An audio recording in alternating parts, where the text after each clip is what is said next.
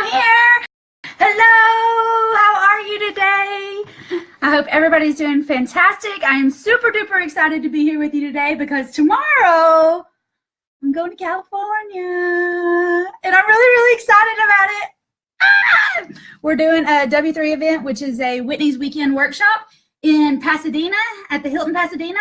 I do have one spot left, so if anybody wants that, you need to let me know like yesterday so that I can confirm the head count on the catering. But besides that, I've got a big California trip planned, and I don't know that I can commit to doing Ask Whit Wednesday next week because I have got a full schedule of fun stuff to do after the W3. So last week, the kids were out of school on fall break. Surprise, surprise. Stepmom's always the last one to know when stuff's going on. So I missed Ask Whit Wednesday because we went to a cave, and then we went to the cave it's called the Lost Sea because there's this lake under it that they just found somebody found it in like the 20s, but they didn't re-find it until the 60s. So we had to go find the cave and the lake, you know.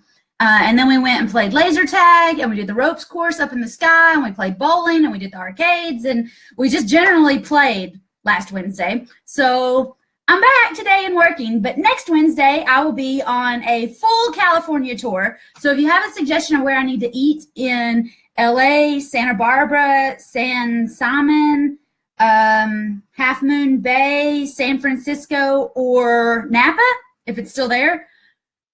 That's not a joke. I'm sorry. I didn't mean that to come off bad. But let me know where I need to go eat because let's face it, I'm basically planning this trip around some really good California food. So, all right. Now, let's do Ask Whit Wednesday. I'm going to do the questions that were submitted last week for Ask Whit Wednesday, and then I'll do the questions for this week. And y'all buckle up because we've got a lot of questions, and I want to make sure that I answer them all, especially because I'm just going to be kind of kicking it next week and not around to ask a lot of questions. My one-on-one calls are still going on, but the group call next week has been canceled. Speed coaching has been canceled. I have like 3 spots available for appointments if you want to talk to me about getting started, all on Monday. All right, so my schedule is like tight next week as far as working goes. But if you got something that comes up, let me know. All right, I sound okay? Y'all ready? Good to go? Announcements and bookkeeping things out of the way? All right, let's rock and roll. Y'all let me know if something goes kind of crazy, okay? All right, so the first question is from Michael, and he says, if you're rehabbing and flipping in the winter, what should we look for? How do I fix the exterior? This has just kind of been running in his mind since winter is about to be upon us. And this question reminds me of April Crosley. She is a flipper in Pennsylvania, and she put up a post. I don't think it was this winter. I think it was last winter. But anyway, she bought a house in like January when snow was on the ground, and she was trying to sell it in like April or something, and there was still snow on the ground. And she was making a joke that she'd never actually seen the yard of this house. She flipped the whole thing and never actually saw the yard because there's just snow everywhere in Pennsylvania in the winter. So in Tennessee and in Georgia and in Florida, where I like to hang out, we don't have that problem. It snows for an hour, schools are closed off for a week, and we all just hang out. So things that you do need to look for in the winter: you need to make sure that there's going to be heat on in the house, that the electric is working because we need to keep the heater going. And if that means that you've got it all stripped out and you're down to the studs, you might have to keep a generator running, especially overnight at the job site, to make sure that your plumbing doesn't freeze up and bust. All right. And this is a good question for anybody that's going to have a house empty in the winter. You need to winterize it beforehand. But if you're trying to flip it in the winter, you need to take extra precautions to make sure that the pipes are insulated and they're not going to bust. You need to, before it gets really cold, Like right now is a good time of year. If you already got the house and you know you're going to be flipping it in the winter, have a heat and air guy come by and do a service call on it to make sure that all the cools are working, to make sure that everything is up top notch, to make sure that when you turn the heat on, it actually comes on. There's nothing more frustrating than when the temperature changes and whatever you're trying to go to, whether it's the heating or the cooling, but it just up and decided not to work today. All right, so get that checked out ahead of time. Make sure that you're focusing on pre-planning for those kinds of things. And, you know, some things that you can do, plumbers are going to be used to, you know, extra insulation in the winter. They're going to be used to making sure that things are closed up and tight the way they need to be. You can, you know, make sure if you want to, like KUB, Knoxville Utility Board. Are we having trouble? KUB is the Knoxville Utility Board, and they say that they will have somebody come out to your house to check the energy efficiency of the house, and they'll actually tell you where there's a leak in the insulation. They'll tell you if you need some more insulation around windows. There's lots of different things that your local utility board might do, and they'll do it for free, because if they help you make sure that the house is more energy efficient, then that's going to lower your bill, which is going to help you and make you stay there longer. And they understand we're all going through, you know, wanting to be green and all this stuff. So, okay. So they'll be glad to come out and help. Maybe your county doesn't have that. I'm checking my phone right now. Okay, sounds good, and I can see the picture on my side. So if anybody's having any trouble, I'm sorry, log in and log back out is not having problems on my phone. Let's double checking it. Okay, so Michael's second question is, how do we fix the exterior if it's nasty weather outside?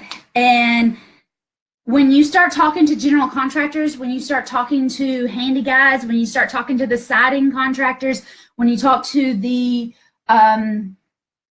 gutter guys, the fascia guys, the soffit guys, the roof guys, they understand that they can only work on the good days.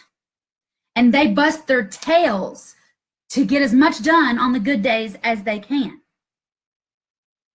And they will put that into their quote. If you have a house that you're looking at and you close on it in November and get started on it after Thanksgiving and we're into December, everybody's going to be on holiday schedules and all sorts of crazy stuff is going to go on. So when you're getting your bids in October for work that you're planning on doing in December or January or February, you need to let them know that, because they're going to have to write up in their bid that, you know, they're figuring this is going to be a 2-week project, but that's all depending on the weather. And I don't have a magic 8-ball. I don't have like a direct dial-in to find out what the weather's going to do as a day by day in December, January, February. I can't even do that for tomorrow. All right, so all your contractors, all of your worker bees, all of everybody that's going to be coming through, they're all going to make it dependent upon the weather. And you're going to have to roll with that. On bad days, do as much as you can inside, so that on the good days, you can get outside and bust your tail. There's a reason more construction gets done in the spring, summer, and fall than in the winter, and part of that is the holiday schedule, but the other part is the weather. It's just a crapshoot. And people do a lot of inside stuff in the winter so that they don't have to worry about the weather as much.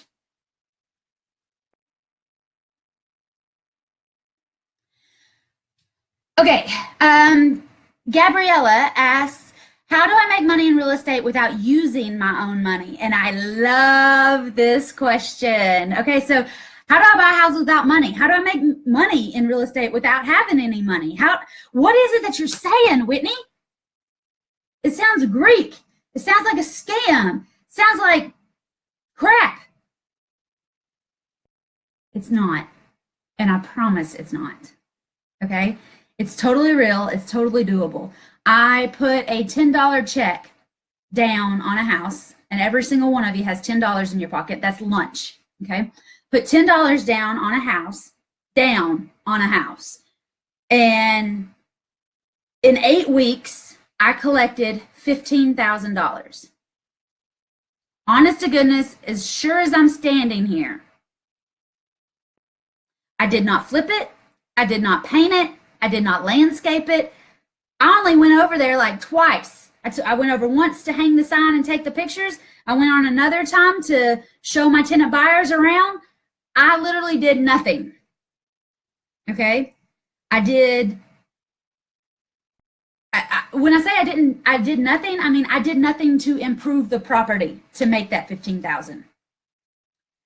What I did before I got that house under contract is I went to a boot camp. I went to a weekend workshop. I immersed myself in CDs, in YouTube videos, in a program. I studied, I hired a mentor. I did all sorts of work before I went to get that contract. Maybe not fully, but I had enough of an idea.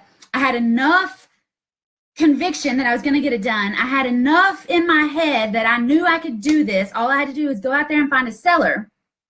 And that's what I did. I went out there and found a seller that had a problem. I fixed their problem. I solved their problem. The house was too small for them. Their daughter had come home unexpectedly, and she was, surprise, pregnant. And the house wasn't big enough for 4 people. They were under a real time crunch to get out. It wasn't a money issue. It wasn't a house issue. It was that their daughter came home pregnant and the house wasn't big enough. And they had to go. So I took over the house for them. That's what I did. I did all of my work ahead of time so that I could confidently go into this house and say, I'm going to give you a $10 check and I'm going to start making your payments in June. This was in February when I did this, when the weather was bad and we weren't trucking a lot, so I could go look at houses. Went out and I said, I'll give you $10. I'll take over your payments in June. And I found a buyer with cash who cashed us out of the property, and I didn't have to make that June payment. We sold the house. I had it under contract in February for $122, and I sold it to my buyers for $135. And I had a $10 check in it. I had a vested interest in the property. I did all the work ahead of time so that I knew what I was doing, and when they signed that contract, I knew to start advertising it, to do this, to do that, to talk to tenant buyers, to see what they had, to get this contract done, so that I did the bulk of the work before I got the house. I understood the whole process, right? But I understood it from like a classroom perspective. Being in the thick of it is when the classroom stuff is so important. But being in the thick of it and living through it, there's no way to replace that. There's no classroom training that can replace that. That's on-the-job training, and that is the magic. All right? I will prepare you. I will teach you everything that I know. I'll tell you all my good stories. I'll tell you all my bad stories. But whatever I teach you in the classroom, whatever I teach you in First Deal Done Fast, whatever I teach you in one-on-one, it's only going to prepare you to go out into the world and get these deals done without using your money. Okay? That's what we do ahead of time. That's why we coach. That's why I have a program. That's why we work together. That's why we have a special group so that we can ask questions and get answers and do things like that. So that when we get in front of a seller, we know what to do. We know what the plan is. We know how we can buy houses without money. All right? And I can tell you stories of how I bought houses without money. But until I can get you into the program and really show you step by step what we actually do to get to that point, to be sitting with those sellers and what we say to those sellers to get them to agree to this, without convincing, without coming off as scammy, without being dirty or gross or anything like that, that's what we do in First Deal Done Fast, so that we can prep you to getting in front of the seller so that you can get the real world experience, so that in a month, 2 months, whatever. You can say, I did it. Everything she said in First Deal Done Fast is exactly how it happened. Or, you know, what she said in First Deal Done Fast was basically what happened. But when I got to my world, my attorney wanted to do this, and my attorney wanted to do that, and my seller said this. But it was all basically the same thing. All right. I have not invested in every place in America. So there's going to be little things that change. And this is where people are like, well, what if it doesn't work in my area? Well, why wouldn't it work in your area? Your people put their pants on just like my people in Tennessee do. Your people have parents that are passing and they're inheriting houses that they don't want, just like my people are inheriting houses that they don't want. Okay, that happens everywhere. Death and taxes, y'all. I find a lot of people that have houses that they just don't want to be landlords anymore. They either decide that they want to buy apartment complexes and get out of houses, or they decide that they want to buy into Bitcoins and they got to cash out their houses to be able to buy into Bitcoins. All right, whatever it is, they just decide they don't want to do this anymore. So when you can find those tired landlords, or when you can find those inherited properties, if you just work with those two people off the MLS in your market, you're going to have an abundance of opportunities to buy houses. I'm turning into Casper, so I'm going to shut the blinds. Oh, yeah, it looks way better. Now I look orange instead of white. Anyway, so the way you make money in real estate without having any money, without using your own money, is you prepare to get yourself in a position to talk to a seller who doesn't want money.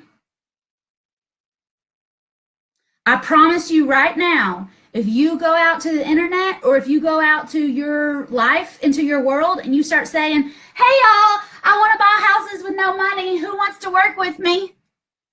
You're going to hear crickets. Because there's a system and there's a plan and there's a script and there's a process and there's things that you need to do. And a lot of the things that we do to show you how to buy these houses with no money is in your head. I talked to one of my one-on-one students yesterday. He signed up for one-on-one. He was like, I know I need you. I don't really understand it, but just give it to me. Let's go. We'll figure it out as we're moving along.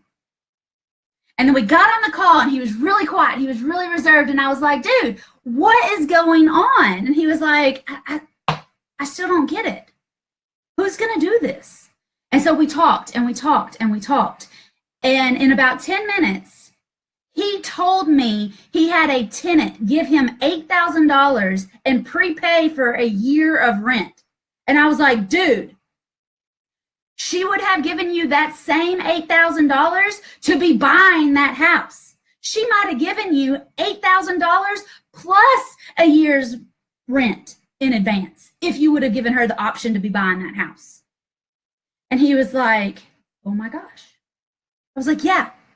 I said, you didn't even try to get that $8,000, did you? Did you ask her for $8,000? And he was like, no, she just called and offered it. And I was like, okay. If you found one person like that on accident, when we start trying to find those people, it's going to be amazing because she's got friends with $8,000. She's got friends of friends with $10,000, okay? You just found an amazing person in your market that is going to become your tenant buyer. She is exactly the kind of person that we're going to be looking for. And he was like, yeah. You're right. All right. And after that clicked in his head, he wasn't quiet anymore. Suddenly he had lots of questions. Suddenly he was a lot more involved in the conversation. Suddenly he had like plans and he was talking about, you know, I talked to that person and they, oh my God. And then that person and then.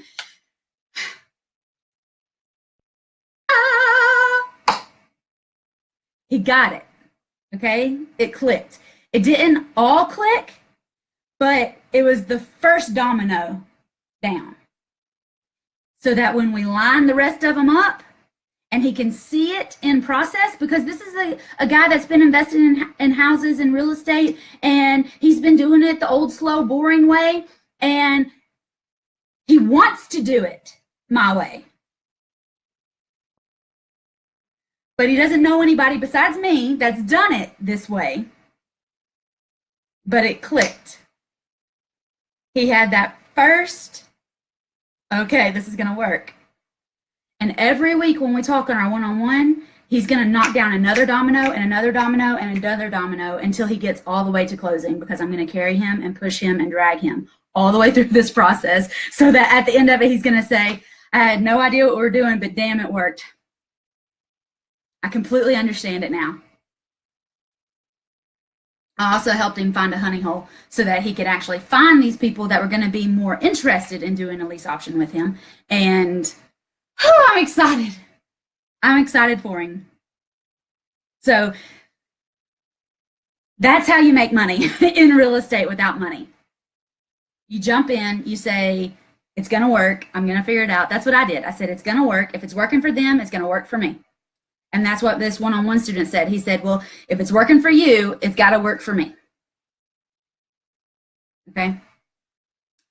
I guess the short answer to that is lease options. Lease options is how you buy houses without any money, or owner financing. You can buy houses with owner financing without any money. All right, Georgie asked, what is the fastest way to start? So what is the fastest way to start what? All right, what is the fastest way to buy houses without any money? Lease options. What is the fastest way to get a deal done? Land. What is the fastest way to put in an offer? MLS. What is the fastest way to make money? Lease options. I've done a lease option deal in 4 days. I signed it on Friday. I put in the application to screen the tenant on Friday afternoon. On Monday, we had it back. They brought me $5,000 and they moved in on Monday night. I made $5,000 in 4 days on one deal that I had no money involved in.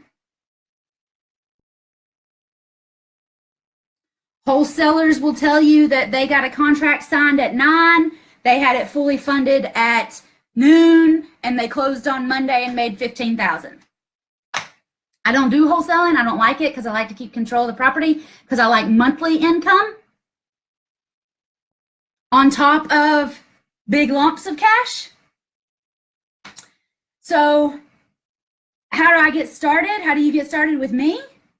The fastest way to get started with me is to do first deal done fast. All right, WhitneyNicely.com/go. There's a big long sales page. It breaks down everything that we're going to do in first deal done fast. If you've been doing regular real estate, or if you've been landlording, or if you have a really hard time really understanding and you want to just kind of get into it, first deal done fast. WhitneyNicely.com/go. I give you my contracts. I give you my scripts. I give you my marketing online and offline to find sellers and to find buyers. I give you everything that I have, and you get into the First Deal Done Fast Facebook group. So a lot of the people that make comments and are doing things in this group, they're also in the First Deal Done Fast group, and we're talking and making comments and helping people and doing things over there as well. So the fastest way to get started with me is First Deal Done Fast. And I'll tell you, it's $14.97 right now. And it's going to be going up. It's already gone up $500 since we released it in August, because we've had some technology issues. But as soon as all the technology issues are out of the way, it's going up. And I don't know if that's going to be today, tomorrow, Friday, but definitely by the end of the month, it's going up until I get it where I want it. All right, so the best way to get started, the fastest way to get started, the most surefire way to get in and get started and get going is First Deal Done Fast. That's my program that it's me on video, mostly in this room, teaching you how to do real estate. And the people that are in First Deal Done Fast, I think they will agree, the videos, when they can get to them, are really effing good. And I talk to you like I talk to you here, so that when I do these, when I do the Ask Whit Wednesday, and you're in First Deal Done Fast, and you've watched all the videos in First Deal Done Fast, then when I do these, they make so much sense. I have people in First Deal Done Fast or in my one-on-one or in the group, and they'll send me a message or be like, oh my gosh, you just gave everything away on that Ask Whit Wednesday. And I remind them that it takes a lot more than just an hour on video to explain all of this and to really get into all of this. And I remind them to think of the time that they spent watching those videos, of actually getting down into the weeds so that they understand it. Okay? Because here I give you the 50,000 foot view. In First Deal Done Fast, we get down to like a 5,000 foot view. And then when you get into a one-on-one or group, you're like right beside me as I'm doing deals. So, Georgie, the best way to get started is to get First Deal Done Fast. WhitneyNicely.com/go. And Janine just gave me a little heart, so she will agree. The videos in there, when they work, amazing. Absolutely amazing. And Janine's in the group program, so she knows that when we get a 15-minute speed coaching call, we can zap right to the heart of the problem. Maybe a little bit of chit-chatting. But we're getting straight down to the real estate and getting it done so that she can get her deals done. And Janine is going to be with me this weekend. I'm so excited. All right. So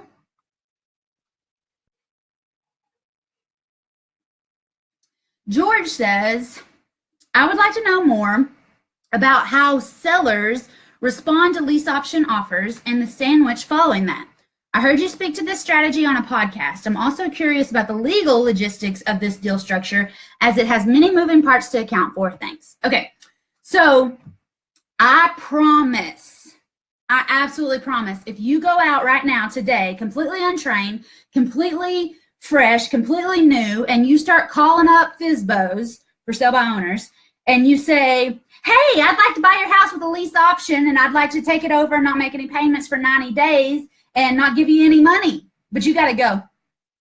They're going to say, ha, click, because that's just not how it happens. When I teach lease options, when I teach the scripts, when I go through and role play with sellers, I never say lease option. There's a formula to talking to sellers, to finding out what's wrong with them, and then saying, okay, I have some offers. I can do this, I can do that, or I can do this. Which one do you want? And you explain all three offers. I teach my students to make 3 offers on every single property that they see. I teach them to look through and to know why they're making these 3 offers, and to look through and say that if they were the seller, which one would they choose? If they were the buyer, which one would they want the seller to choose? If they're them, which option is better for the seller to pick for them? Okay? But have you ever been to a restaurant? My dad is a little bit impossible to go to a restaurant with, because he wants to walk around the whole place and see what everybody has. And then when he sits down, he wants to ask the waitress, waiter, server, whatever they're called, well, what do you like? Well, I want the biggest thing that you got on the menu. I really want a steak and potatoes, but what do you like? What do you think I should get? And your sellers are going to do that too. So when you're sitting with the seller, they're going to say, I don't know, I really just want this. Tell me which one of these looks better. And then you need to be able, again, to explain it and say, well, if I were you, this is the one I would choose because of this. But if you were me, this is the one that I would want you to choose, because then I'm gonna, all right? And I am an open book, all right, y'all? I'm a realtor. I'm a broker. I have to tell the sellers everything. I don't hide anything. I don't hide anything from my students. If I'm having a really good day, I tell them. If I'm having a really bad day, I tell them. All right? If I'm having a good day with my sellers or a bad day with my sellers, I tell them, because the truth always wins. And when you're sitting with your sellers and you're trying to negotiate and you're trying to, you know, help them help themselves, is what you're trying to do, you tell them the truth. You do it in a way that uses words that they understand, and you do it in a way that makes sense for them. You don't go in and conduct a mini real estate seminar, because that's going to be a no. Every time. I could go in and teach little real estate seminars to my sellers, but they don't care. Okay? They don't care about what I'm doing or how I do it, as long as I am fixing their problem. They don't care what I have to do behind the scenes. They don't care how much money I make. I had a seller last summer. She emailed me today, actually. She said, we don't care how much money you make. And then her husband said, yeah, we hope you make $1 million on this house. It's a $140,000 house, y'all. I'm not making $1 million on it. I will make about $45,000 on it, but I'm not making $1 million. They were totally happy with whatever it was I was doing, as long as I solved their problem. And that's what we do. That's what I teach my students how to do, is how to have that conversation, how to have it smoothly. I will practice it with them. I will pretend to be the seller with them. I'll come up with questions that sellers are going to come up with, so that they can role play with me or one of the other students in the group, so that they can, you know, go through it as a practice before they're like live on stage. I want my students to be totally prepared to have these conversations and introduce these solutions in a way that the sellers are going to say, oh my gosh, I've never heard of that. Yeah, sign me up. Sometimes they're not that enthusiastic about signing up for it, but they'll say, never heard of anything like this, but it sounds pretty good. Where do I sign? Right here, sir. Okay? That's what I teach in First Deal Done Fast. And that's why I teach it. Because I promise, even I could not call a seller right now and say, hey, you want to give me a lease option on your house? No. That would be a no. So we have to put a process, we have to put a script, we have to put a plan, we have to practice it, and then we go out and deliver and get the contract signed. So George, that's how we convince the sellers to do a lease option with us. First of all, I don't convince anybody to do anything. I merely give 3 different opportunities, and I let them choose which one they want. Whichever one benefits them the best, as long as they're working with me, because I already know how and where I'm going to make money on these deals, depending on which one they do. And that's something that we do on the Deal Makers Club on Mondays in First Deal Done Fast, first Monday of the month. Everybody submits one lead sheet, one seller lead sheet, and Jason and I go through and we make 3 offers per property. Some of y'all are on the Deal Maker Club Mondays. Tell them how awesome the Deal Maker Mondays are. So I give 3 offers per property, depending on the lead sheet that we got. Jason gives 3 offers, and a lot of times our offers are not the same. And then we show how much money we're going to make on each offer. And we did this Monday. We did 3 lead sheets. We only had 3 students submit a seller lead sheet. It took us like an hour and a half to get through all of them, because we're going to go all the way through everything and completely explain every single thing that we're thinking and things that we've encountered, and we're going to answer all the questions while we're there with them. So it took an hour and a half. And all 3 deals, we made 3 different offers. So I made 3, Jason made 3, that's 9. So we had 18 offers on Monday. And most of the offers that we made, we calculated how we were going to make at least $50,000 on each offer.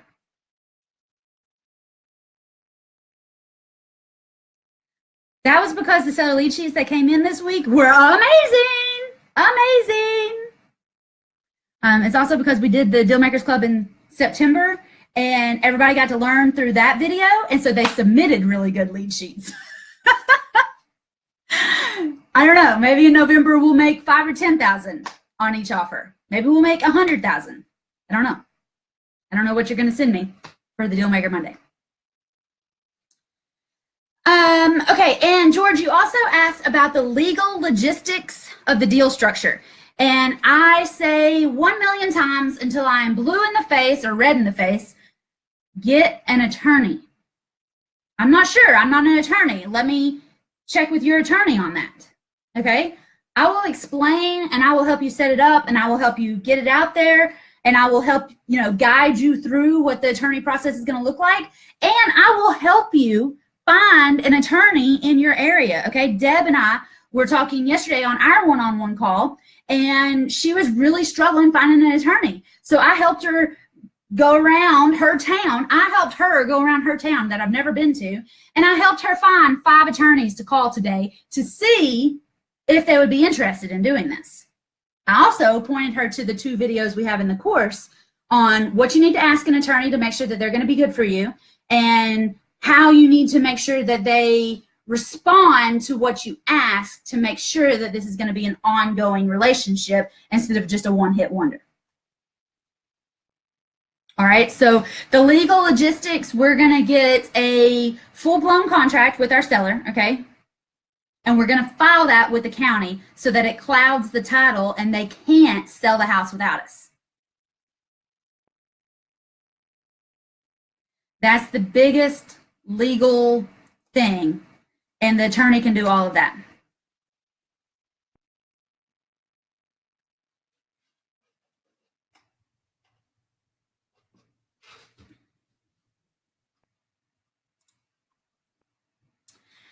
Okay, so next question that we have. This one is from Jovi, and she says, what happens if the tenant buyer doesn't make payments? Can the tenant buyer move someone else in? Are you responsible for repairs? If the house were to catch on fire, who's responsible for paying insurance? And how much do you put aside for repairs if you're held responsible? What about vacancies in case you have to evict a tenant? Holy smokes, we got a lot of questions, okay? Good questions, very good questions. Let's hammer through them one at a time. What happens if the tenant buyer doesn't make payments? Hold on, let's stop right there. We're not talking about regular renters here. Regular renters will put $800 down and pay $800 a month, and they will skip out on you at midnight, and they will just, all over the place, okay? We all know 1,100,000 different bad stories about regular renters. Can I get an amen? We all know bad stories about regular renters. When you introduce the term, because it's not just a word, a term tenant buyer into the question, we are now talking about a totally different person with a totally different mindset, with totally different goals, totally different life goals, totally different bracket, all right? Totally different upbringing, totally different, probably totally different age range too, okay? Tenant buyers will put $5,000, $10,000, $15,000, $20,000, $40,000, okay? They will put something with a comma and mostly 5 figures. They will give you that to be able to move into the house. Just the caliber of person that is able to come up with $10,000, $15,000, $20,000, $40,000 takes them completely out of the ballpark of people that are going to be putting $800 in as a security deposit and stressed out if you ask for another $500 for a pet fee. And you want first month's rent? Oh my gosh, that's like $2,100. Is it? Yeah. Okay, so regular renters stressed out about how they're going to come up with $2,100 to move into your house versus somebody that has $20,000 in the bank. It's a totally different person. They have made some sort of bridge in life to go from being the regular renter to wanting to be a tenant buyer. And so when somebody gives you $15,000 or $20,000 to move into one of your houses, they are more than likely, I'm not going to say never because I've had it happen to me too, but they are more than likely not going to skip payments. Because if they skip payments, they forfeit that $20,000 that they gave you. If they're late on a payment, they may not get any credit towards their purchase price that month. My tenant buyers pay on time or early because it benefits them in the long run not to skip out on me. We're talking about two totally different people. When we talk about regular renters that are not going to pay and they're going to skip out on you in the middle of the night and they're going to tear up your sheetrock and their dog's going to pee on the floor and all that stuff. Those are regular renters. We're talking about tenant buyers. Tenant buyers have money. They have good jobs. They are trying to get out of the regular rental hole that they have lived in their entire life, that their mom has lived in her entire life. They are trying to achieve the goal of home ownership. And we give them the opportunity to achieve their goals. So when we talk about tenant buyers and you say, what if they don't make the payments? Well, they gave me $15,000 or $20,000 up front. And as long as I don't go to Vegas on that $15,000 or $20,000, if my payment on this house is $800, then technically they've made my payment for like the next 2 years. So if they give me $15,000 or $20,000 and my payment is $800, somebody calculate how many times I can make an $800 a month payment with their $15,000. I'm not good at math. I proved that the other night on the Deal Makers Club, okay? I'm not good at math, and I don't have to be good at math to do real estate because there's calculators, there's formulas, there's spreadsheets, there's all sorts of things.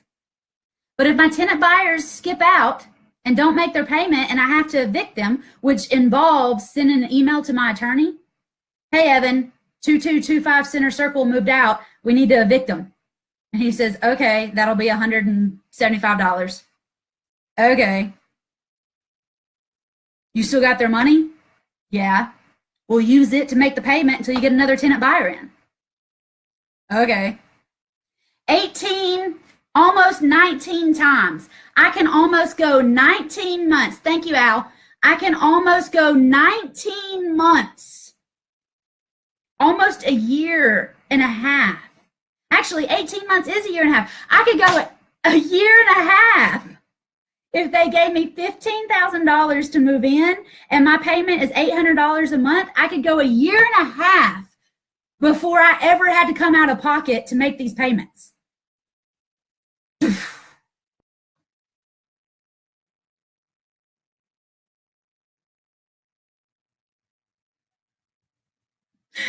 Awesome! Okay, so tenant buyers, if they gave me $20,000, I could probably go 2 years with an empty house before I ran out of money in my pocket. Okay?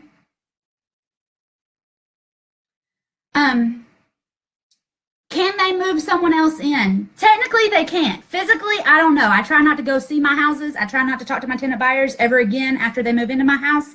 I try to completely step away because I do not want a hovering landlord. I don't want to be a helicopter landlord, okay? I don't want to go by and check and see if they mowed. I don't want to go by and see if they've cleaned the house. I don't want to go by and see if the fan is still on the porch. I don't want to know. I want to train them to get a mortgage, to be a real adult, and get a payment to the bank, because if the toilet gets clogged up when you got a mortgage, you're not going to call the bank. You're going to call a plumber. So don't call me, because I'm like a bridge program to getting there. Toilet gets clogged up, call a plumber. Don't call me. I don't do poop. Trained Abby to pick up her own. Okay? So technically they can't move somebody else in. Physically, I don't know that I would ever know if they do or not, but they don't need, they don't have the ability to move somebody else in, is what I'm saying. And when their time comes up that they have to get the mortgage, I will know if they move somebody else in or not. Lisa says, even if I use $10,000 to go buy something else or flip something else, I could still have enough money to make 6 months of payments. And these houses don't stay vacant for 6 months. They don't stay vacant for 2 or 3 most of the time. Okay? It just don't happen. Jovi also asked, are you responsible for repairs or is the tenant buyer? The tenant buyer is responsible for repairs because they are living in the house. If they destroy something, they got to fix it. You break it, you buy it, baby. Just like going into an antique store. If the house were to catch on fire, who is responsible for paying insurance? Well, I pay insurance just because I like insurance. I like to be covered with insurance. I like to know that I am not going to have to come out of pocket with $100,000 to fix something. I actually had a house catch on fire in Gatlinburg last November. All of Gatlinburg caught on fire. Most of Gatlinburg caught on fire. And I had a house up there. And I had to sign that house, so I was not making monthly money on it. If I was, I would be making like $500 a month on it. So I lost $12,000 by assigning that house and not staying in the middle of it. Totally different story. But I had a house catch on fire. And it reverts back to the seller because they've got a mortgage and the bank has the first line of defense if they can't pay the mortgage. Okay, the seller still has insurance. They have a landlord policy. I have insurance. I don't know what it's called. It's kind of like a landlord policy, but because I'm not on title, it's not like a full landlord policy, but it definitely covers the contents. I also have liability insurance. I've got an umbrella. I've got personal umbrella. I've got company umbrellas. I pay a ton of money in insurance, and I love writing those checks because I sleep better knowing that I'm covered. How much do I put aside for repairs? And what about vacancies in case you have to evict the tenant? I think we've already covered this, all right? If somebody gives you 15 grand, you've got enough in your pocket that you can put $5,000 into the house and then give somebody else to give you another 15,000, which replaces the 5 that you paid out and still gives you more money. And you got plenty of money to make those payments if the house goes empty. Right? Because we're talking about tenant buyers. We are not talking about renters. And I don't want to get down on renters, okay? I don't want y'all to think that, okay? I have apartments. I have renters in there. They're fantastic. I have a triplex. I've got renters in there. They're totally fantastic. They text me once a month when they put their payments in.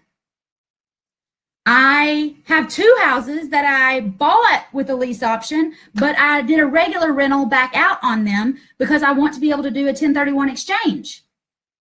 And you can't do that if you do a sandwich lease option. You can buy it, but you can't sell it on a lease option if you want to do a 1031 exchange. So regular renters are fine. A lot of my students are regular renters, and they're trying to figure out how to buy their own house using lease option. This house right here that Jason and I live in, guess how we bought this thing? A lease option. Okay, I had done like 48 or 9 or maybe 50 deals before I bought my house. I rented my mama's house, and I had like 15. I had 15 houses in my portfolio, and I was still renting my mom's house.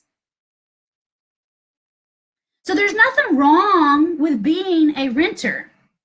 There's nothing wrong with renting houses. There's nothing wrong with regular renters, but there's good apples and then there's that one bad apple, and it's going to spoil the whole bushel.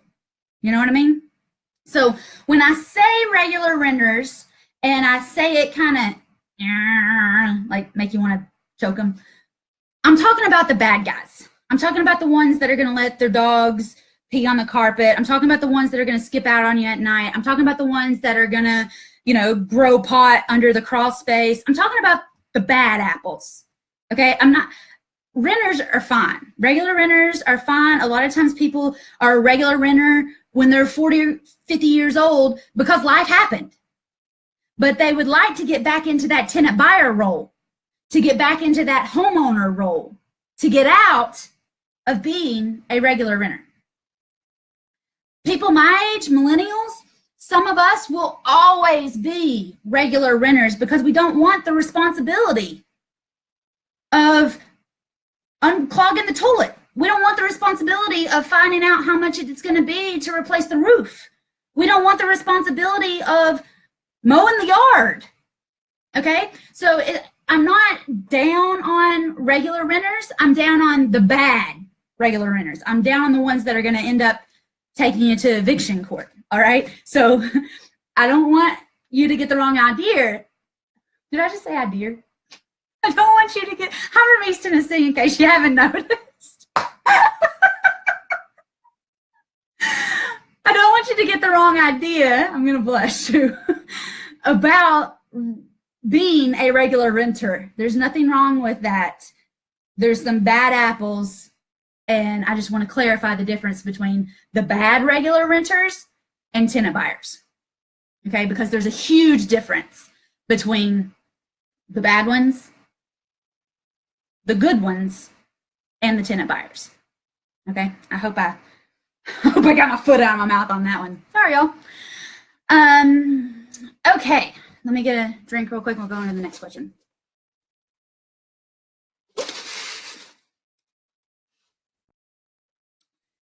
All right.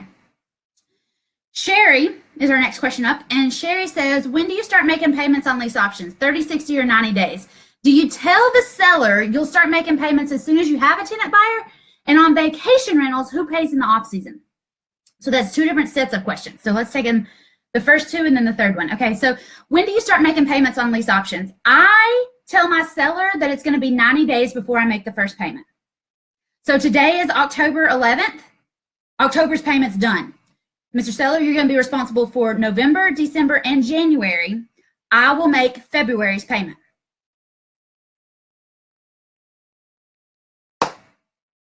Now, going to Sherry's second question. Mr. Seller, if I get somebody in here before the end of October, I could go ahead and start making November's payment. That's totally fine with me because, I mean, that's just 3 more months that I'm going to be paying off on what I owe you. Right? If I get somebody in December, if I get somebody in January, you know, I'll do my best. But I tell you what, if you'll give me these 3 months, I'll pay for all the closing costs for you. I'll pay for the attorney. I'll pay for, you know, whatever. That way, flip side, guys, if I do get somebody in November, I get 3 months of payments before I have a payment due back out. So I'll get another $3,000 on top of the option fee. I was already going to use part of the option fee to pay the attorney. Might as well use part of those 3 months rent that I have no mortgage. And the seller's okay with it.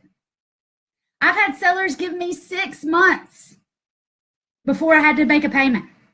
I had one seller call me and say, hey, we heard you do lease options. Or, hey, we heard that you do owner financing. We got a house, but it's August. Our tenants haven't paid all year. If you'll buy it from us and help us get them out, don't worry about making a payment until January because really we hadn't made any money on it this year and it'll just mess up our taxes. So we'll just write the whole year off as a loss and you can start making payments in January. You want to come buy the house? And I was like, hold on, let me sit down. Yes. That's the only time somebody has called me and said, hey, take my house. We'll give you owner financing. We'll charge you no interest for 15 years if you'll just take away. Okay. So you get the best you can, you do the best you can, and then you take it and keep doing the best that you can. All right. Sherry's second question was about vacation rentals and who pays in the off season. Honey, if you decide to make that payment, you are going to be paying it rain or shine. When you make that first payment, you have a payment due until you cash out, until you pay it off, or until Jesus comes back. I mean, whichever one happens first, you are paying it. And I don't care if you got any renters in there or not. You agreed to pay it. You're going to hold up your word. You're going to do what you said. You're going to work your tail off to make sure that even in the off season, somebody's staying in it for a weekend to pay your mortgage. You make hay while the sun's shining, and you nut it for winter. Okay? You make $10,000 one month and your payment's $2,000, and you got some months where you make $1,500. You better keep those 10,000 months to carry you through the slow off season in your vacation rental. When you sign that you're going to make those payments and you start making those payments are yours. But that's on vacation rentals. That doesn't happen with tenant buyers. They don't just leave in the off season.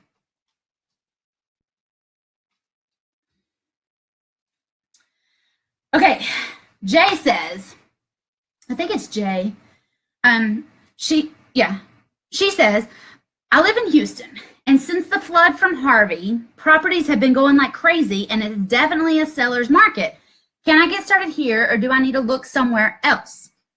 Okay, so as much as there are ambulance chaser attorneys that follow ambulances around, find out who's hurt, and then they want to help those people who are in a bad situation, there's also ambulance chaser investors who will find a natural disaster. They will go to that area. They will start making bottom dollar offers.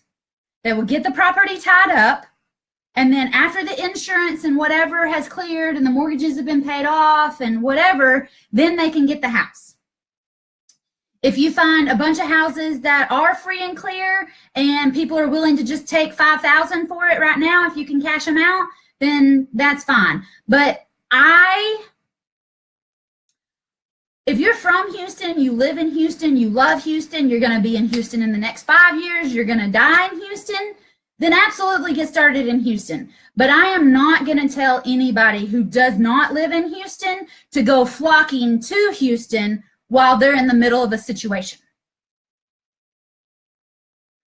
I want you, first of all, to invest in your backyard. I want you to find a honey hole. I want you to find somewhere where it's semi-convenient for you to drive by. Because when you start buying these houses, you want to take your husband by. You want to take the stepkids by. You want to take your mama by. You want, somebody to drive by and see your sign out there and go, oh my gosh, look, Whitney's got another one.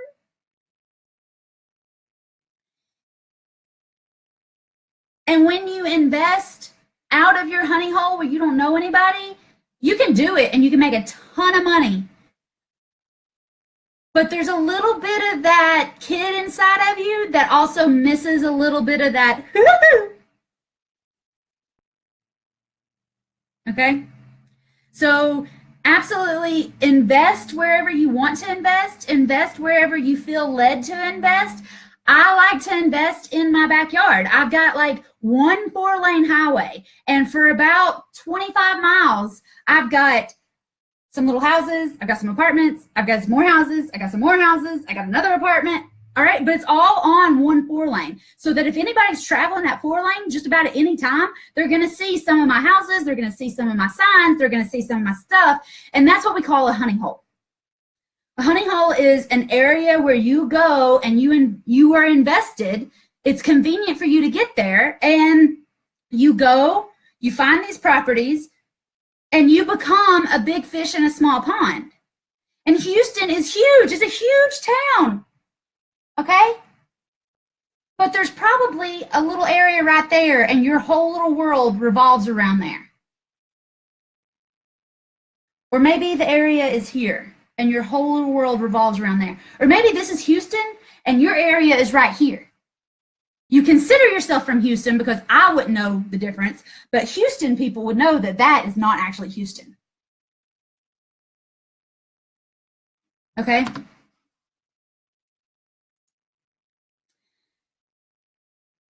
If you're in Houston and you want to buy in Houston and you want to be in Houston for forever, buy in Houston. If you're in Nashville and you can't get any deals in Nashville and you see that there's a bunch of deals in Houston, Maybe go to Jackson, maybe go to Memphis, maybe go to Birmingham, maybe go to Atlanta, maybe go somewhere else. But I don't want anybody to target an area just because they look like an easy target. Because like Al said, he's in Houston and the wholesalers are going like crazy right now. You know why? Because they've been in Houston. They know the areas. They're a local. They can get in and do things that you as a foreigner can't do coming into Houston.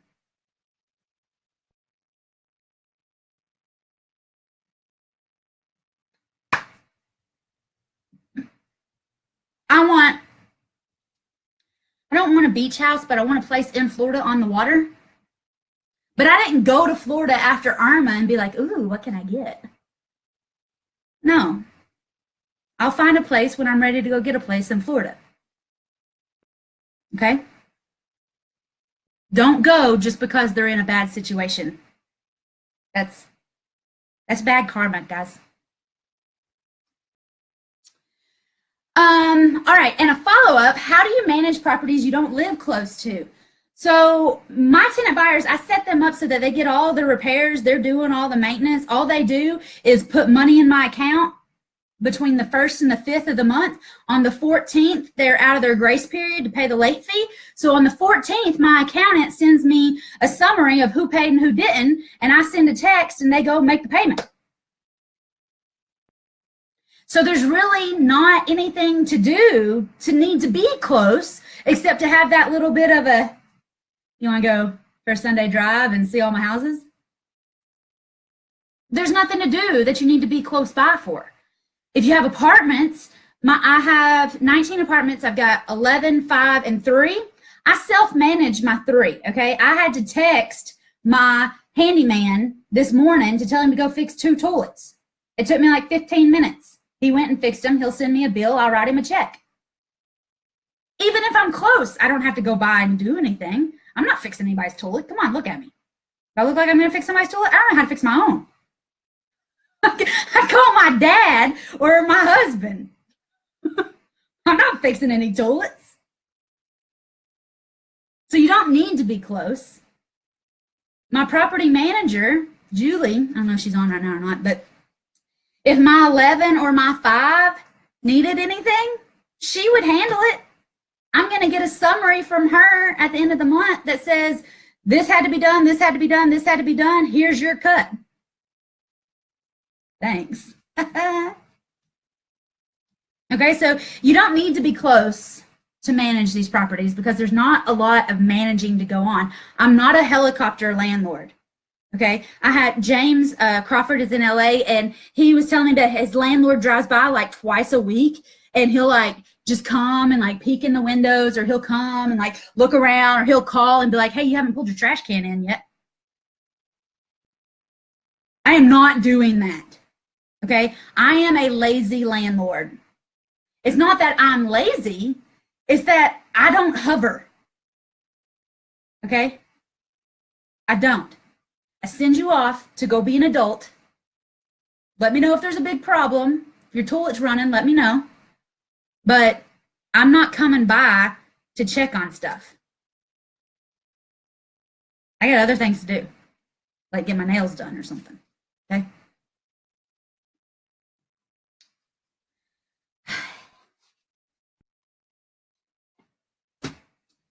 All right. Eric had a question. I think he had this question on the chat too. Eric says that I hear you say many times that it's not necessary to have a real estate license, but with that in mind, what is the best way to get good comps in an area? All right, so comps, I'm going to tell a little embarrassing story on my mom. So my mom has been buying houses since 1978. Before I was born, my mom became a real estate investor. All right, and she did it. She bought a house. We lived in it for 10 years. We moved out into a new home, but she kept the old one and rented it. That's how she began her real estate investing career. Okay, she bought a house. We lived in it for 10 years. When we moved out, she didn't sell it. She just rented it. But she bought it in 1978. We moved out in 1988. Okay, that's how my mom started. So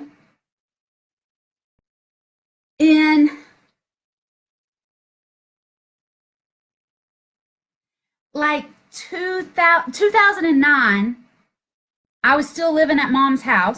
I was out of college. I was 24 and I was working for mom and I just needed a little bit of space. Okay? I just needed some space. So I said, Mom, you've got that rental house. How about renting it to me? And then I'll have my space, but I'll still be close. The toilet fixed, I'm going to call Dad anyway. Let me rent that house from you. And she was like, okay. Our tenants were month to month. And she called him and said, hey, my daughter's going to want to move in and you got to go. She gave him like 2 months, plenty of time to get out. We didn't like tell them they had to be out in 24 hours. I learned how to landlord from my mom. My mom's like, yeah, I got a rental house. Now I haven't been by there in years. Woo! Why would you go by there? Then they want you to fix something. So when they moved out, they'd been there for like 10 or 12 years. I mean, they'd been there for a long time when we kicked them out in 2009. And I don't think they had vacuumed the entire time they had been there. I know for a fact that they had not wiped down the countertops, the toilets, or the showers in at least the last 3 years because there was pee everywhere. People pee too. Like, not animal pee, but people pee, like all around the toilet. Like it was, oh my God, regular renters. Ugh. It was disgusting. They'd used the front closet, the coat closet, as the kitty litter box. And we left the windows, the doors, we left everything open and up on this house for like 2 weeks. We threw all of the carpet out. We threw all of the floor in both bathrooms out. We emptied the house and it stunk for 2 weeks. Until my dad found some magic stuff and he sprayed everything with it. And then like a day, it didn't smell that bad. So we flipped that house. We bought Mama bought another house in 10. We flipped it, rented it. We flipped another one in 11, rented it. Flipped another one in 12, rented it. 13, we flipped one. Tyler rented it. My brother rented it. So I went for about 5 years. My mom bought a little house and I helped her flip it and then I helped her rent it. Okay. And those were the first little 5 flips that I did. So in 2014, y'all know that I started investing. I flipped my first house by myself in 2014. And then I went buck wild with it and flipping, buying, renting, selling, everything. I went real estate crazy. And since I went real estate crazy, my mom called me, my beautiful, wonderful, smart, sophisticated, classy, love her to pieces mom, who has been a real estate investor since before I was born. She's got some other properties that have always been sending checks in. She called me one day and she's like, okay, Whitney, you keep saying this word because mom watches all my videos. She's in all my student groups. She's got to log into the program and everything. She never logged in because I haven't shown her how. But she called me one day. She's like, I don't want to get the short answer, but tell me what this word is that you keep saying. And I was like, okay, Mom, what you got? She was like, what's a comp? And I was like, that's a great question, Mom. I'm really glad you answered that, or you asked that, because clearly I'm not being very clear when I talk about comps, and there's people out there who don't know what comps are. All right, so Eric has asked how to find good comps. Good comps. So I want to clarify what a comp is, just in case you're not sure, or just so that you can understand what I'm saying when I start to define a comp. And a comp is a comparable sale in that area, in that neighborhood. And in a lot of subdivisions, you'll go through the subdivision and there's basically 3 houses. There's 200 houses, but there's basically 3 houses. You know, they're all kind of cookie cutters. They look just alike. They're the same size. Maybe in some, the bedrooms are on the left. Sometimes they're on the right. Sometimes the dining room is right in front. Sometimes it's to the side, but they're all pretty much the same thing, right? Well, in those subdivisions, it's really easy to get a comparable sale because if anything sells, it's probably within the same square footage, it's in the same bathrooms, it's in the same bedrooms, it's in the same lot size. It's comparable to our subject property. And it's really easy to get a comp, a comparable sale, in a cookie cutter subdivision because they all look the same. They're all basically the same. Some of them are green, some of them are blue. They're the same. And a comp is a comparable sale, a sale. And when you look at Zillow and it has the Zestimate, that is not a comp, okay? And the Zestimate is going to change every day. It's going to go up or down every single day, depending on what agent put their information in the day before, okay? So a comp is a comparable sale. Short, it's a comp. And the reason we don't use the Zestimate, the reason we don't use the Trulia estimate, the Redfin estimate, the whatever, and we need an actual comp, is because on those websites, as an agent, if I list a house for $150 and it sells for $120, I, as the agent, have the opportunity on Zillow to type in what it sold for. And Zillow ranks agents based on their production, and it does not check any facts. So it's up to the agent to say, we submitted a bid at $120. Or it is up to the agent to say, oh, I don't know, that was a couple months ago, I can't really remember, but I listed it for $150, so let's just put it in for $150. Homeowners can do the same thing.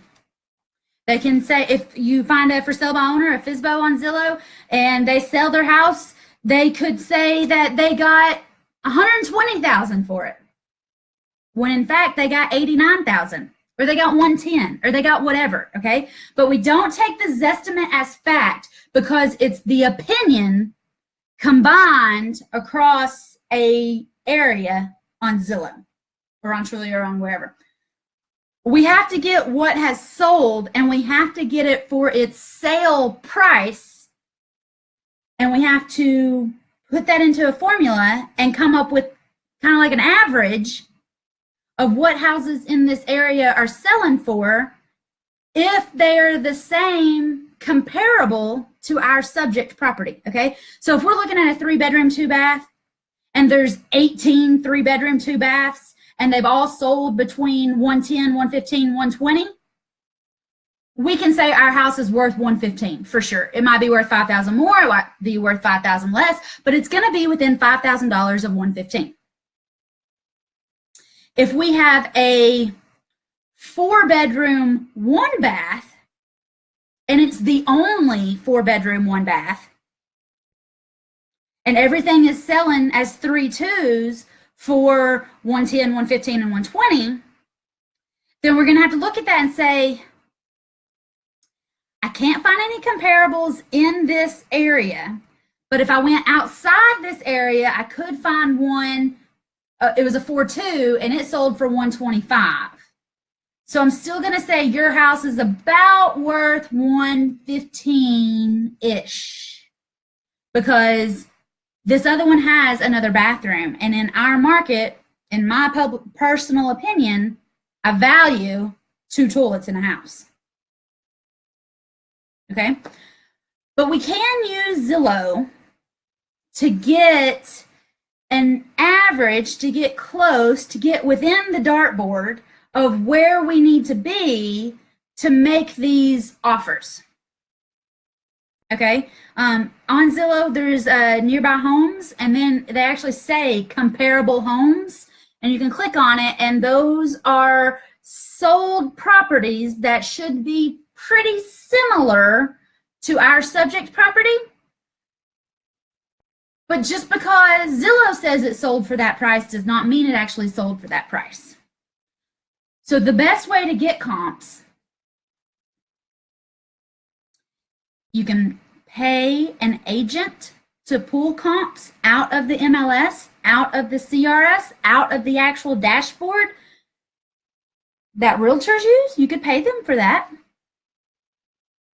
You could make a deal with them. You could take them to lunch. You could do whatever. You could pay for the CRS so that you could actually get the comps. They have investor packages for CRS. You could do that if you wanted to. Or you can look around online. You can get a best estimate at this time for everything that you can find. You can get the seller to sign the contract and you can put it out on the market. You're going to have 30 or 45 days before you have to close or pay any money or do anything. So if you get that contract and you put it out there and the market tells you that you're $10,000 too high, and because it's a 4-bedroom with only a 1 bath, nobody's willing to pay more than $110, then you go back to your seller and you say, you know what, I made a mistake in my calculating and I can only give you $110. Is that okay? And they'll either say yes or no.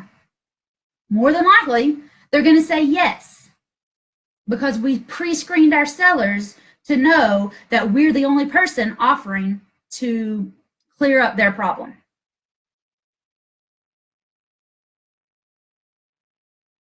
Okay, so you can get comps, you can get estimates, you can get close online on Zillow, Trulia, Redfin, HomeSnap, I think, the CRS data.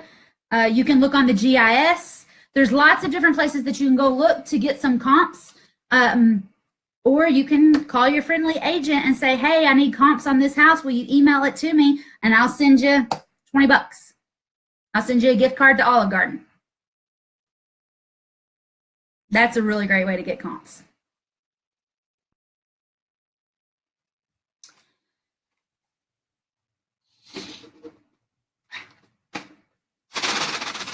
Okay. I need some more water. We may have to take a time out on this because I think Facebook stops you at 1.5 hours. But Marabou has the last question that was submitted last week on the Tuesday thread. Oh, good. Hey, Eric, you're still here. Good.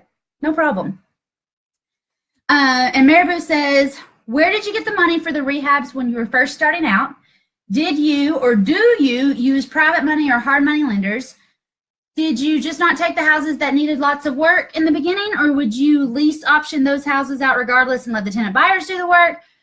Do you ever use lines of credit for the rehab on an owner finance or lease option deal? Okay, so I'm always saying that you don't need money to get into real estate, but we all know that some houses just need to be flipped. When I started in 2009, I was using mom's money. When I started flipping by myself in 2014, I was using my money. Okay, I did my first deal. I made $15,000. And instead of taking that $15,000 and taking myself to Cancun or Vegas or Italy or somewhere on a great vacation, or instead of buying myself a new car, or, I took that $15,000 that I made on my very first deal and I put it into the kitchen and the bathrooms and the paint on my first flip house. I didn't use mama's money. I used my money. And I flipped another house that I had under contract. I was almost up on my time before I had to start making those payments. But instead of making those payments, I called my seller, who happened to be my cousin, but my cousin like 4 times removed, so we're not even really cousins, but we say we are. He had saw one of my Facebook posts, and I got his house under contract on St. Patrick's Day. And I closed on my first deal May 13th, so 2 months later. So I only had like 45 days before I was going to be starting making these payments. So I called him and I said, I don't have anybody because your kitchen is hideous. But what I'm thinking about doing is, if you'll give me another 3 months, I'll flip this kitchen, I'll flip these bathrooms. I've done it before. And then we'll find somebody that's going to want to take this house. So I'm going to need 3 more months before I make my payment. So I renegotiated. I told him that I was going to be putting my money in. We signed the full-blown contract. I filed it at the county so that I was on record, because I had my money involved in this property now. And I spent my $15,000 to flip his house. And then I found somebody that gave me $40,000 on top of my purchase price. They bought it for $169 and he owed $131. So not quite $40,000, but I had $15,000 in the house, every last penny in that house. But that means I still made $25,000.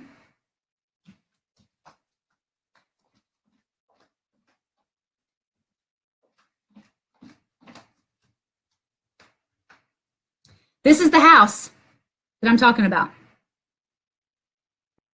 I made $23,603 on this house right here.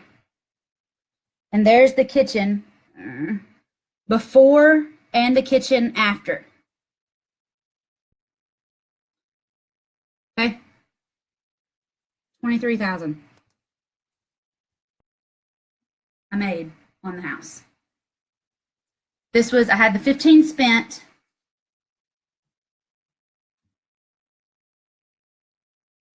Trying to think of how I got that 15 back now, because I didn't make 8,000 on it. I made 23,000 on it. Now I can't remember how. But regardless, I definitely used my money to flip this house. All right, and then I got this $23,000.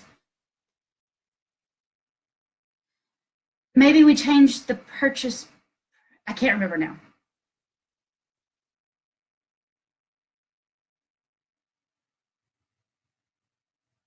I can't remember how I did it now, but I definitely used my 15,000, and then I got a check for 23,000 and sold the house to a pre-qualified buyer. I frame my firsts. I've got my first 13,000 over there. I got my first 23,000 right here. I remember how I got that other 15 out of that thing now, though. Dang. But I used my own money. I did not get private money lenders. I don't want to borrow anybody else's money. And I know that with that 23,000, I kept like 20,000 of it, and I took 3,000 of it, and I started doing lipstick on a pig flips. So that instead of having this big bulk $15,000 of my money involved in these houses, I would have $3,000 involved. Then if somebody gave me $10,000 to move in, I would actually make $7,000. If I had $3,000 in a flip and just lipstick on a pig, like flipping whatever really needs to be done, not every freaking thing, and they gave me $15,000, then I made $12,000. If the spread between was 131 and I sold it for 169, but I only had 3,000 involved in it, then I still made a whole lot more money. Okay, so I self-fund mine. Especially in the beginning, I was self-funding my flips, and it is stressful, and I would not recommend it. If anything, do a lipstick on a pig kind of flip. If you get a house and you know it needs to be completely gutted, it's disgusting. Exactly like in your question, Maribou, let the tenant buyers do it. If they owe 131, you get it under a lease option. Find somebody that wants to buy it for 149 from you, and let them do the $15,000 or $20,000 of work that needs to be done. Maybe instead of getting 10,000 down from them, maybe you get 5,000 down, and in a year you can come by and check and make sure that they redid the kitchen. In a year or in 6 months, you can come by and check and make sure that they redid the bathroom. Okay, you could totally do that. You really don't need to do a deal to make 15,000 to invest it to make 23,000 and keep rolling like that. You don't need to do that. You could find a house like that first house that I did. I had no money invested in. I made 15,000 on it. Trust me, that was a lot more fun to buy a house that didn't need any work and still make 15,000 than to buy a house that needed a lot of work and make 23,000. It's a lot more fun to get paid when you don't have to do much than it is to get paid when you worked your tail off. Okay? So I would highly encourage you to buy happy houses in happy neighborhoods that don't need any work, or they need a new back porch, or they need 2 new windows, or it needs a new floor in the kitchen, or it needs new lights and new faucets because they got the gold stuff everywhere, and it needs new door handles. But you could do it you could give your handy guy $1,000 and he could go and get all the gold fixtures out of the house and put, some Lowe's or Home Depot or, whatever silver stuff throughout the house, and then bam, everybody wants it because now it's not dated. You would be really surprised at how far new knobs in the kitchen, new doorknobs, new faucets, new toilet paper holders. You'll be really surprised that that little bit of, just a little bit, makes everybody go, wow, this house looks fantastic. Oh, I could do that over there. And then I could do this over there. Oh my gosh, honey, we've got to have this house.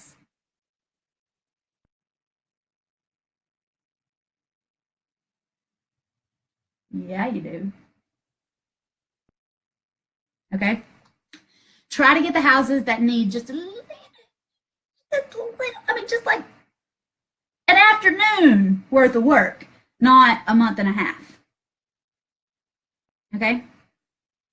If anything, you know, sometimes I bought houses and the appliances look like they came over, like on the ark or something. Just get rid of the appliances and say, bring your own.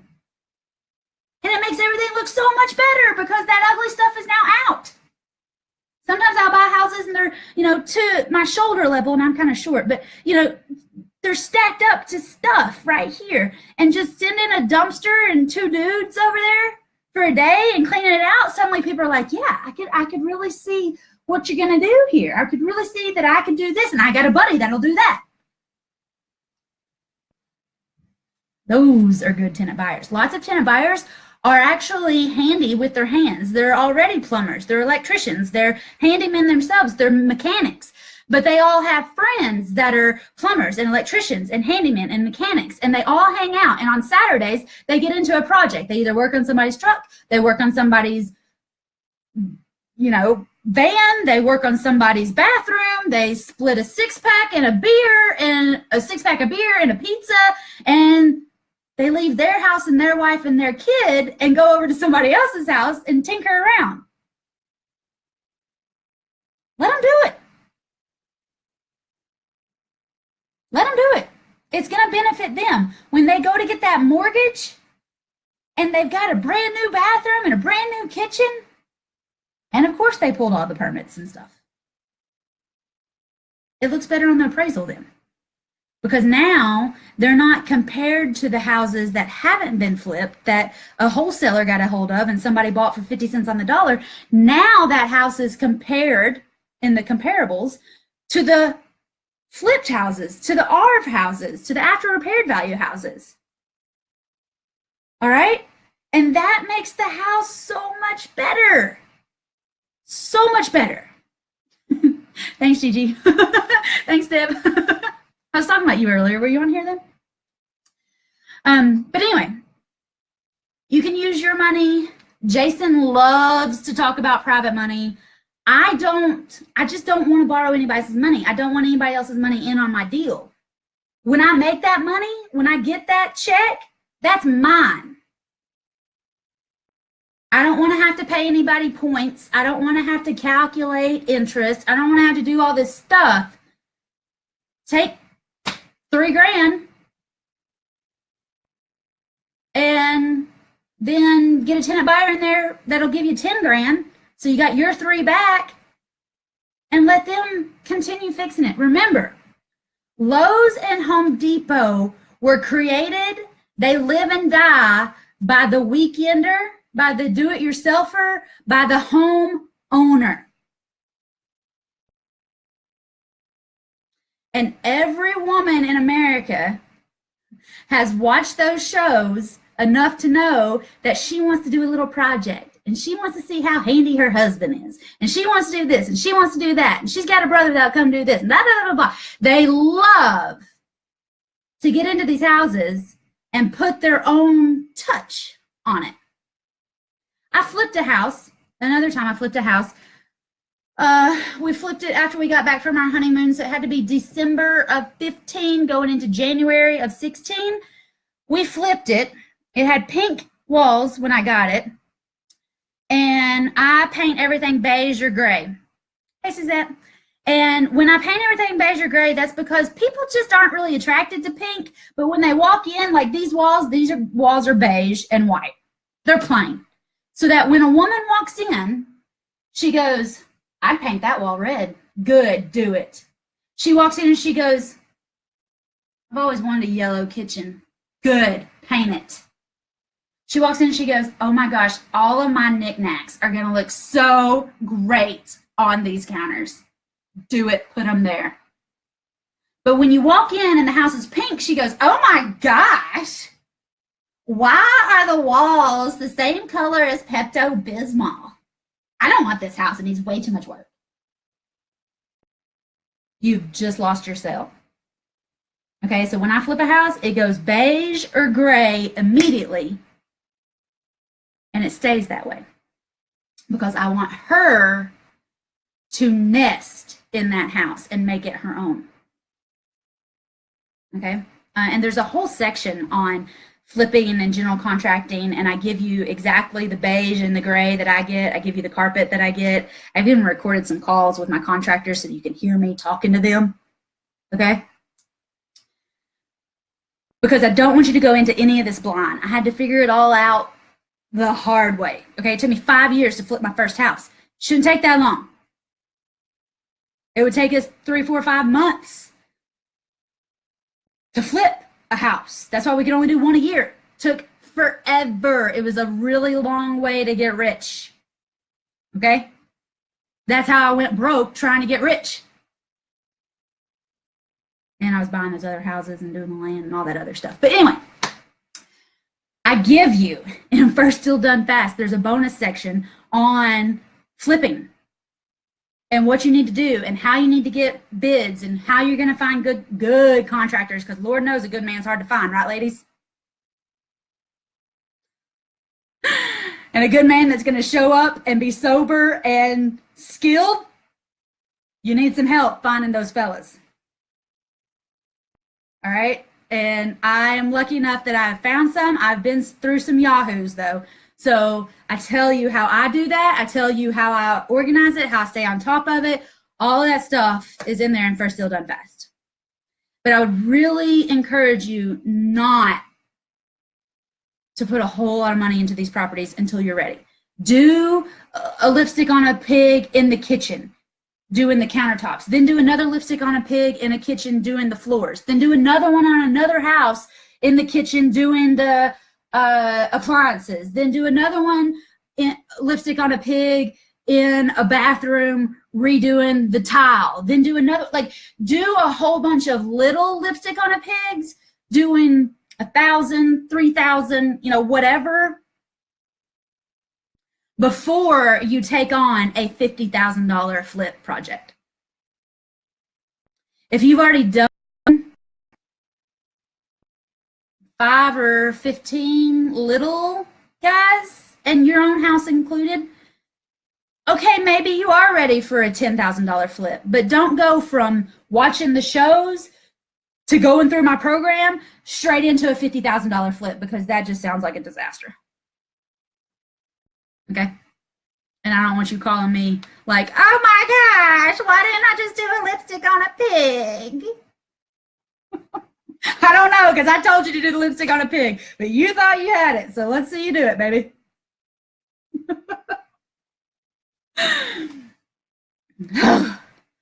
Okay, I'm ready for a break. Y'all tired of listening to me yet? We've been on here for an hour and a half now. I can talk about real estate all day long, clearly. I wake up talking about real estate. Somebody told me the other day, I don't remember if it was a podcast or something that I was on, but they were like, but whatever you do, don't talk about real estate. I can't brush my teeth and not start talking about real estate somewhere. I mean, have you ever talked to me? Have you ever met me? Because I don't really have anything else to talk about. I'm not that fun at dinner parties unless we get into talking about real estate. My mother-in-law hates it. We have nothing to talk about. She hates me, though. Anyway, y'all have any other questions? I'm going to come back because these questions were from last week's Ask Whit Wednesday thread, and I think there's 3 or 4 other questions, but Facebook kicks you off live after a while, so let's go ahead and just shut this one down. And I have a call in 20 minutes, so I need to go get water and freshen up and get ready for my next call, and then I will hop back on before we go get pedicures. before we go do the end of the workday thing that we got to do. Top secret. I'll look through these questions too and see if any of them are in the thread for today's technical Ask Whit Wednesday. If you think of another question, go ahead. It came up yesterday when I said you've got questions, I've got answers. Go ahead and put your question over there and I will get to it. So otherwise, y'all have a great day and I will catch you in a little bit. All right? Bye, y'all.